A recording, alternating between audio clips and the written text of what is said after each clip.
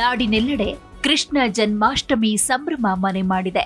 ತಮ್ಮ ಮನೆಯ ಮುದ್ದು ಕಂದಮ್ಮಗಳಿಗೆ ಕೃಷ್ಣ ಹಾಗೂ ರಾಧೆಯ ವೇಷ ಹಾಕಿ ಹೆತ್ತವರು ಸಂಭ್ರಮಿಸುತ್ತಾರೆ. ಇನ್ನು ಕೃಷ್ಣ ಹುಟ್ಟಿದ ಮರುದಿನ ಮೊಸರು ಕುಡಿಕೆ, ಶ್ರೀಕೃಷ್ಣನ ವೇಷಭೂಷಣ ಸ್ಪರ್ಧೆ, ಹೀಗೆ ವಿವಿಧ ಕಾರ್ಯಕ್ರಮಗಳು ನಡೆಯುತ್ತೆ.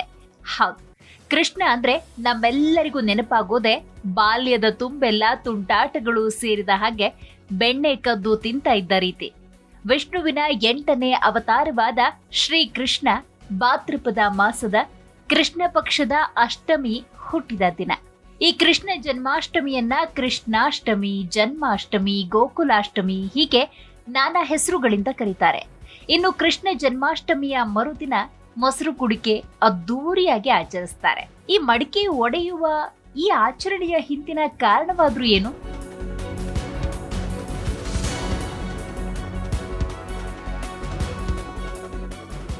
ಕೃಷ್ಣ ಜನ್ಮಾಷ್ಟಮಿಯಂದು ಸಾಮಾನ್ಯವಾಗಿ ಕೆಲವು ಭಾಗಗಳಲ್ಲಿ ಮಡಿಕೆಯನ್ನ ಹಗ್ಗಕ್ಕೆ ಕಟ್ಟಿ ಎತ್ತರಕ್ಕೆ ತೂಗು ಹಾಕಿ ಹೊಡಿತಾರೆ. ಈ ಆಚರಣೆಯು ಕೃಷ್ಣನ ಬಾಲ್ಯದ ತುಂಟಾಟವನ್ನ ನೆನಪಿಸುತ್ತೆ. ಶ್ರೀಕೃಷ್ಣನು ಅತಿ ತುಂಟ, ಹೀಗಾಗಿ ಸಣ್ಣವನಿದ್ದಾಗ ಎಲ್ಲರ ಮನೆಗೆ ನುಗ್ಗಿ ಬೆಣ್ಣೆ ಕದ್ದು ತಿಂತ ಇದ್ದ. ಹೀಗಾಗಿ ಕೃಷ್ಣನ ಕೈಗೆ ಬೆಣ್ಣೆ ಸಿಗದ ಹಾಗೆ ಮಾಡಲು ಬೆಣ್ಣೆಯನ್ನ ಮಡಿಕೆಯಲ್ಲಿ ಹಾಕಿ ಮೇಲಕ್ಕೆ ಕಟ್ಟಿ ಇಡ್ತಾ ಇದ್ರು. ಇತ್ತ ತಾಯಿ ಯಶೋದೆಯದ್ದು ಇದೇ ಪರಿಸ್ಥಿತಿ. ಹೀಗಾಗಿ ಮಡಿಕೆಯಲ್ಲಿ ಬೆಣ್ಣೆ ಇಟ್ಟು ಮೇಲಕ್ಕೆ ಕಟ್ಟಿ ತನ್ನ ಮುದ್ದಿನ ಮಗನ ಕಳ್ಳ ಕೃಷ್ಣನ ಕೈಗೆ ಸಿಗದಂತೆ ಇಡ್ತಾ ಇದ್ರು. ಶ್ರೀಕೃಷ್ಣನ ಬಾಲ್ಯದ ತುಂಟಾಟಗಳನ್ನ ನೆನಪಿಸಿಕೊಳ್ಳುವ ಸಲುವಾಗಿ ಅಷ್ಟಮಿಯ ಮಾರನೇ ದಿನ ಮೊಸರು ಕುಡಿಕೆ ಆಚರಣೆ ಚಾಲ್ತಿಯಲ್ಲಿದೆ.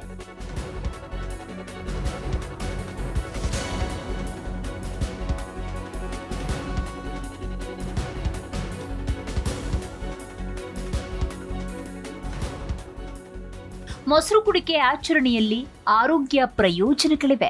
ಕೃಷ್ಣ ಜನ್ಮಾಷ್ಟಮಿಯ ಈ ವಿಶೇಷ ಆಚರಣೆ ಅಂದ್ರೆ ಹಗ್ಗಕ್ಕೆ ಕಟ್ಟಲಾದ ಮೊಸರಿನ ಕುಡಿಕೆ ಒಡೆಯುವುದು ಹಲವು ಆರೋಗ್ಯ ಪ್ರಯೋಜನಗಳನ್ನ ಹೊಂದಿದೆ.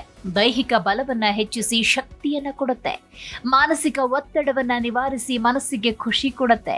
ದೇಹದ ನಾಡಿಗಳು ಶುದ್ಧವಾಗಿ ರಕ್ತವನ್ನ ನಿಯಂತ್ರಿಸುತ್ತೆ. ಇದರಿಂದ ದೇಹಕ್ಕೆ ದೈಹಿಕ ವ್ಯಾಯಾಮವಾದಂತೆ ಆಗುತ್ತೆ.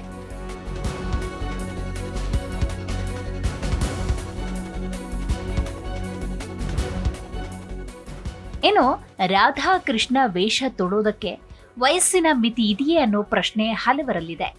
ಕೃಷ್ಣ ಜನ್ಮಾಷ್ಟಮಿಯ ಸಂದರ್ಭದಲ್ಲಿ ಪುಟ್ಟ ಪುಟ್ಟ ಮಕ್ಕಳಿಗೆ ಹೆತ್ತವರು ರಾಧಾಕೃಷ್ಣರ ವೇಷ ತೊಡಿಸೋ ಸಂಪ್ರದಾಯವನ್ನ ಇಟ್ಕೊಂಡಿರ್ತಾರೆ. ಹೆಚ್ಚಿನವರು ಕೃಷ್ಣಾಷ್ಟಮಿಯ ಸಂದರ್ಭದಲ್ಲಿ ಮಕ್ಕಳಿಗೆ ಮುದ್ದು ಕೃಷ್ಣನ ವೇಷ ತೊಡಿಸ್ತಾರೆ. ಇದಲ್ಲದೆ ಈಗಂತೂ ಯುವಕ ಯುವತಿಯರು ರಾಧಾಕೃಷ್ಣರ ವೇಷ ತೊಟ್ಟು ಸಂಭ್ರಮಿಸ್ತಾರೆ. ಆದ್ರೆ ಇದಕ್ಕೆ ವಯಸ್ಸಿನ ಮಿತಿ ಇದೆಯಾ ಅನ್ನೋ ಪ್ರಶ್ನೆ ಹಲವರದ್ದು. ಕೃಷ್ಣ ವೇಷ ಧರಿಸುವುದಕ್ಕೆ ಯಾವುದೇ ವಯಸ್ಸಿನ ಮಿತಿ ಇಲ್ಲ.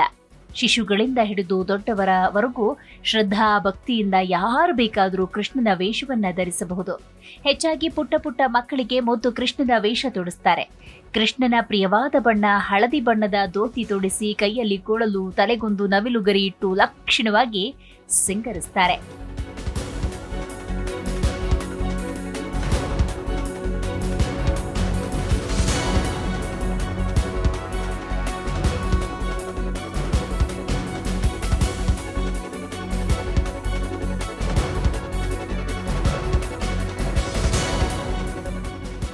ಇನ್ನು ಕೃಷ್ಣಾಷ್ಟಮಿಯಂದು ಮನೆಗೆ ಏನ್ ತರಬೇಕು ಅಂತ ನೋಡುವುದಾದ್ರೆ, ಶ್ರೀಕೃಷ್ಣನು ಗೋವುಗಳೊಂದಿಗೆ ಆಳವಾದ ಸಂಬಂಧ ಹೊಂದಿದ್ದ. ಈ ಕಾರಣಕ್ಕಾಗಿ ಕೃಷ್ಣ ಜನ್ಮಾಷ್ಟಮಿ ಆರಂಭವಾಗುವುದಕ್ಕೂ ಮುನ್ನ ಹಸು ಮತ್ತು ಕರು ಇರುವ ವಿಗ್ರಹವನ್ನ ಮನೆಗೆ ತೆಗೆದುಕೊಂಡು ಬರಬೇಕು. ಇದನ್ನ ಶುಭ ಎಂದು ಪರಿಗಣಿಸಲಾಗುತ್ತೆ. ಮನೆಯಲ್ಲಿ ಹಸು ಮತ್ತು ಕರುವಿನ ವಿಗ್ರಹವನ್ನಿಡುವುದರಿಂದ ಸಮೃದ್ಧಿಯನ್ನ ಆಕರ್ಷಿಸಲಾಗುತ್ತೆ. ಸಂತಾನ ಭಾಗ್ಯ ಪ್ರಾಪ್ತವಾಗುತ್ತೆ. ದೇವರ ಕೋಣೆಯಲ್ಲಿ ನೀವು ಈ ವಿಗ್ರಹವನ್ನ ಇಡುವುದಾದ್ರೆ ಲೋಹದ ವಿಗ್ರಹವನ್ನ ಇಡುವುದು ತುಂಬಾನೇ ಸೂಕ್ತ.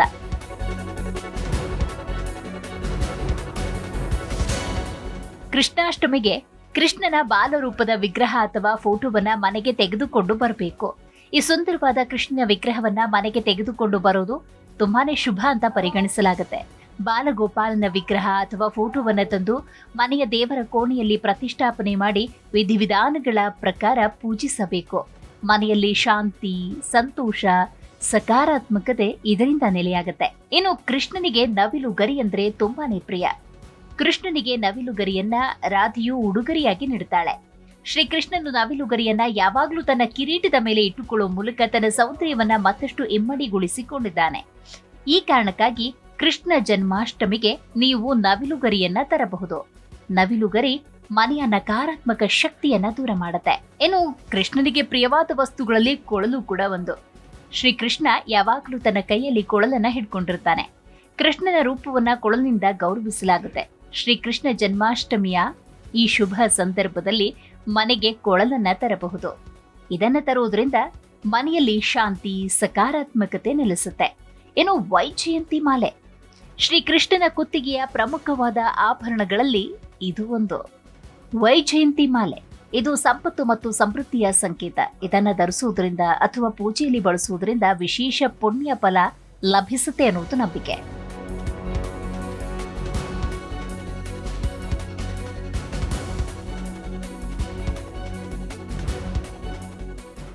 ಇನ್ನು ತುಳಸಿ ಇಲ್ಲದೆ ಶ್ರೀಕೃಷ್ಣ ಅಪೂರ್ಣ ಅಂತಾನೆ ಹೇಳಬಹುದು. ಹೌದು, ಕೃಷ್ಣಾಷ್ಟಮಿಯ ಈ ಶುಭ ಸಂದರ್ಭದಲ್ಲಿ ಹೊಸ ತುಳಸಿ ಗಿಡವನ್ನ ಮನೆಯಲ್ಲಿ ನೆಡುವುದು ಅಥವಾ ಹಳೆಯ ಗಿಡವನ್ನ ಚೆನ್ನಾಗಿ ನೋಡಿಕೊಳ್ಳುವುದು ಪವಿತ್ರ ಎಂದು ಭಾವಿಸಲಾಗುತ್ತೆ. ಈ ತುಳಸಿ ಇಲ್ಲದೆ ಶ್ರೀಕೃಷ್ಣನಿಗೆ ನೈವೇದ್ಯವನ್ನ ಅರ್ಪಿಸುವುದೇ ಇಲ್ಲ. ಇನ್ನು ಕೃಷ್ಣನಿಗೆ ಬಣ್ಣಗಳಲ್ಲಿ ಹಳದಿ ಬಣ್ಣ ಅತಿ ಪ್ರಿಯ. ಹಾಗಾಗಿ ಹಳದಿ ಬಣ್ಣದ ಪರದೆಗಳನ್ನ, ಹಾಳೆಗಳನ್ನ, ಪೂಜೆಗೆ ಸಂಬಂಧಿಸಿದ ವಸ್ತುಗಳನ್ನ ತರುವುದು ಅತ್ಯಂತ ಶುಭ ಎಂದು ಪರಿಗಣಿಸಲಾಗುತ್ತೆ. ಇದರ ಜೊತೆಗೆ ಕೃಷ್ಣನನ್ನ ಬೆಣ್ಣೆ ಕಳ್ಳ ಅಂತ ಕರಿತೀವಿ. ಹಾಗಾಗಿ ಕೃಷ್ಣ ಜನ್ಮಾಷ್ಟಮಿಯ ಹಬ್ಬದಂದು ಬೆಣ್ಣೆ ಮತ್ತು ಕಲ್ಲು ಸಕ್ಕರೆಯನ್ನ ತೆಗೆದುಕೊಂಡು ಬರಬೇಕು. ಕೃಷ್ಣನಿಗೆ ಅದನ್ನೇ ನೈವೇದ್ಯವಾಗಿ ಅರ್ಪಿಸಬೇಕು. ಪ್ರೀತಿ, ಮಾಧುರ್ಯ, ಭಕ್ತಿಯ ಸಂಕೇತ ಇದು. ಹಾಗಾಗಿ ಕೃಷ್ಣ ಜನ್ಮಾಷ್ಟಮಿ ದಿವಸ ಇವುಗಳನ್ನ ನೈವೇದ್ಯವಾಗಿ ನೀಡುವುದರಿಂದ ಕೃಷ್ಣನ ಆಶೀರ್ವಾದ ದೊರೆಯುತ್ತೆ.